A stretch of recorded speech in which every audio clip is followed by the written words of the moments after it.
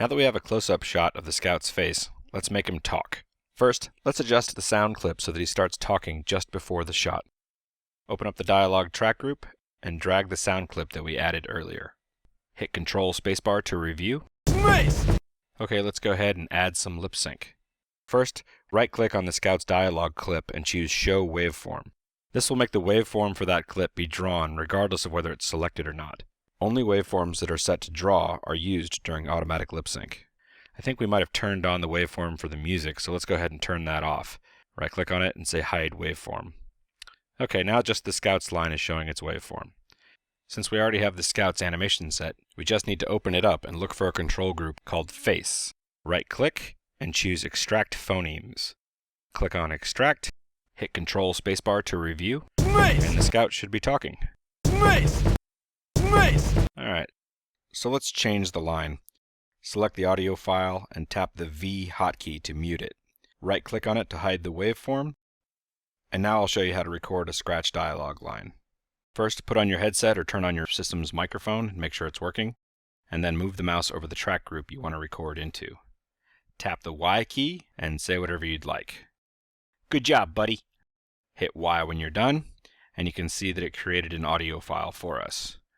Drag the position of the sound clip so it happens during the shot, and then right-click to show the waveform of our new scratch track, and then right-click on the face and say Extract Phonemes. And now you'll see the scout is talking along with our new scratch track. Good job, buddy. Now let's refine the automatic lip sync and make it look a little bit better. In the animation set editor, open up the face group and select the lower face and tongue control groups. Hit Tab to return to the motion editor, and now you can see we have some rough motion data for all the scout's mouth sliders.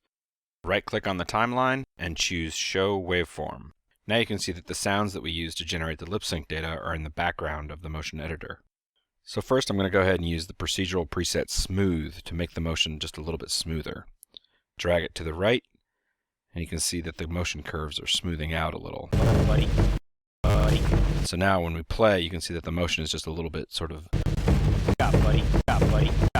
muddier. We've probably softened out some of the plosives. Let's select some time around where the E shape is happening at the end. You can hear the audio scrubbing as we shift drag to time select. If this gets annoying and you don't need it, you can hit the mute button up here on the top right of the timeline. Above the presets, you can see that a few more tabs have been added. This is because we're using a face, so we have some presets that are associated with the faces. The ones for phonemes were the ones that were actually used to generate the automatic lip sync. So that means we can go down and drag the P_EY preset to the right to apply it to the time selection, which will recreate the E shape for his mouth. Maybe we should add in a little bit more of the smile target. Maybe his lip is a little too high. Let's lower his lip up V a little bit. Keep refining until you like it. That's alright. Okay, now let's talk about how to pose the eyes. Inside of the scout's animation set for face, you'll see a group called Eyes. Click on it. Now, it's selected, but it's somewhere outside of the view, and I don't really want to go fishing for it. So what I'm going to do is aim the work camera at it by tapping the V hotkey. Make sure the viewport has focus, otherwise the hotkey won't work. Okay, it looks like the scout's view target is under the ground. Hit Ctrl A to select all of time. So let's reset the view target's recorded motion by applying the preset named Default to the time selection. Since the view target is a child of the root transform, you can see that it's now moving along underneath the scout's feet. Let's rotate it up into position using the screen manipulator. Just as before, let's set up the pivot of the manipulator first. In the primary viewport, hit Alt-V to bring the manipulator pivot to the center of the screen. Now click and drag on the pivot handle, and while dragging, hold down the Shift key to slide the pivot along the world. Place it right between his eyes. Now we can use the free rotate handle to rotate his eyes around in his head, even though the view target is outside of the frame. Click and drag near the bottom of the rotate handle, and drag the mouse upward until you see the eyes come into view. Drag until they're looking at a location that you like. Alright, that looks pretty good. Let's go ahead and hit Enter to apply this motion. Let's adjust his head a little so we can see his eyes a bit more. Hold down Control and select BIP_head. Now rotate his head up a little bit. Okay. You can also use the left, right, up, down sliders on the eye controls, but these are all happening relative to the view target. So usually what happens is people ignore the view target, it's looking down at his feet, and as soon as they start rotating the head, the eyes just start freaking out. So it's good to think of the sliders as just an offset on top of what the view target is doing. Now let's pose his face. In the animation set editor, click on the control group Upper Face. Let's grab his mid face too. Go ahead and shift-click on it to add it to the selected controls. Note that the slider bank is now filled with muscle control sliders for his upper face.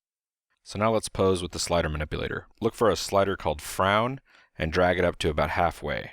Let's do the same thing for cheek V and nose V as well. Alright. All of the TF characters in the Source Filmmaker are using a combinatorial facial animation system. This means that when you drag multiple sliders at the same time, they all work in concert together. Behind the scenes, there are hundreds of corrective shapes, all making sure that bad slider combinations don't wreck the face. This means that it takes a while for you to learn how to play these faces, but we have some of the poses that we like stored as presets. You can use these presets to quickly adjust multiple sliders at the same time while you're getting the hang of it. Click on the preset group called Emotion, and look for a preset called Happy Small Upper, and drag it over to the right. Notice that as we drag, the scout's face is changing, and we are adjusting multiple sliders at once inside the slider bank. Note that as soon as you let go of the preset slider, it resets. That's because it's not actually an animatable control. It's like a master fader system that allows you to quickly modify lots of controls without having to select them one by one. But we'll talk more about how to create custom presets later. This is a bit like learning to play a piano, and it can take some skill to get it right. But once you learn to play these controls, you can really make these characters act. Go ahead and experiment, and don't forget to save your work. Good job, buddy.